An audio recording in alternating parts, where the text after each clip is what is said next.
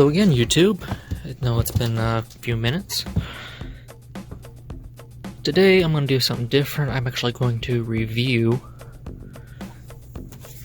this third-party rechargeable battery pack for an Xbox One controller.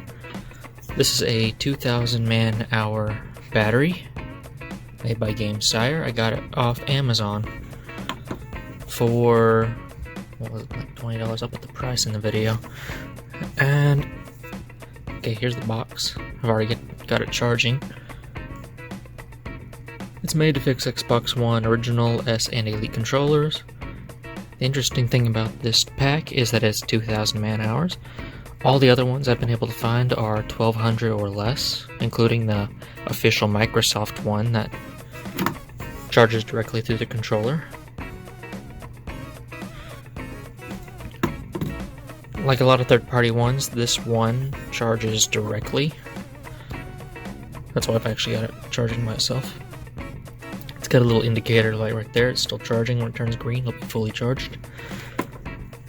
Like the official Microsoft one and most of the other third-party ones I looked at, anywhere from $15 to $20, sometimes more. $25 US. The Microsoft one was about $25 US, and so were a lot of the other ones I looked at, and a lot of those were 2 packs. So you would get 2 11 to 1200 man-hour batteries. In one case, almost an 800 2-pack. But I only needed one because I only have one controller. And if you just have one controller, like especially if you're playing PC with an Xbox controller, this one is a better deal than the Xbox official Microsoft one. And I'm going to test its performance against what I've been using, which are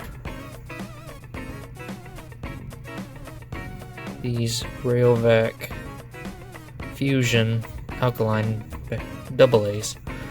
Of course, those are not rechargeable.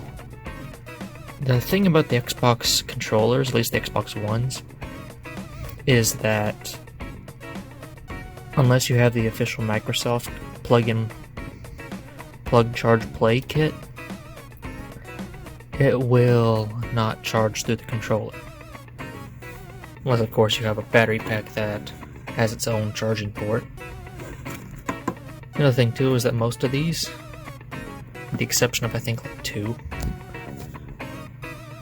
will charge over a micro USB cable. So that's good news. If you've had old Android phones, you can just use a micro USB cable that you have laying around. Although this one comes with a pretty nice cable. A little braided style cable. I think this is a 10-foot cable. Different kits have different length ones. It's a pretty freaking nice cable. I'll probably save that. Keep it as a spare because I have adapters for micro USB, USB Type-C, which these are phenomenal and lifesavers. Because my S9 has my Galaxy S9 Plus is USB Type-C. Of course, if you're an Apple user, well, 1, I pity you. 2, you're going to need an adapter, or you're probably just going to have to use the cord that comes with the controller's battery pack. Moving on. This is still charging, and once it charges, I will test it out. And we'll see how it works, how it compares. Main reason I'm doing this is because I've noticed that these have started to lose their power because I play a lot of Ace Combat 7 on PC with this controller. And especially if you're playing games that have vibration built into them, like Ace Combat 7, you're gonna burn up your batteries faster. Stay tuned for the results. Alright, well, I spent about an hour playing Ace Combat with this thing, and I don't really notice much of a difference in weight or feel. Yeah, it does take a little bit more bulk up, but overall, works pretty good. It didn't feel like power was draining too fast or anything. According to the Windows game bar, still a full charge. Of course, it's charging. I don't know how accurate that is. Anyway, I'd say it works pretty well. I'm gonna go ahead and let it charge up, see if I can actually get it to charge all the way up to green. It's still in the red. Of course, the controller's still on. I just finished playing. Anyway, I hope you enjoyed this video. I hope you enjoyed this review.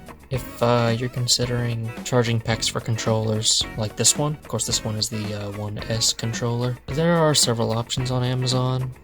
I'll see if I can find some screenshots of them. I also have a comparison chart on Google Sheets I can put in the description down below. Like I said, there are a bunch of them that are 2 packs per package, which might be ideal if you prefer to do 2-player on, especially on an Xbox. Or there's a few single pack options if you're more like me, you play on PC, or even you play by yourself on Xbox. I don't know anything about PlayStation 4 offerings. And that's all. Like, comment, subscribe. Peace out.